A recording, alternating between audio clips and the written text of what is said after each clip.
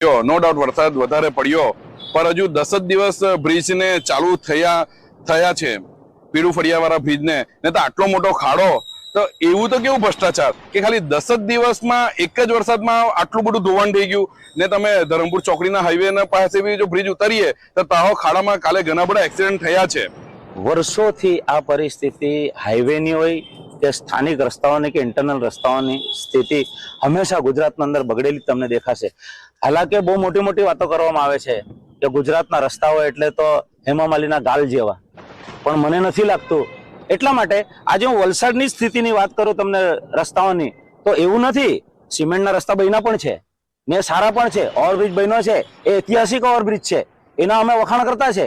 પણ 24 કલાકના વરસાદના અંદર જો હાઈવે ઓથોરિટીના રસ્તા, હમણાં બનેલા રસ્તા જે તૂટી જતા હોય ને એમાં ખાડા પડી જતા હોય, અને ગયા વર્ષે બી તમે જોયું કેટલા અકસ્માત થયા, કેટલા લોકોની જાન આહુતિ ગઈ, પણ આ સરકાર એના પર કોઈ જાતનું ધ્યાન નથી આપતું.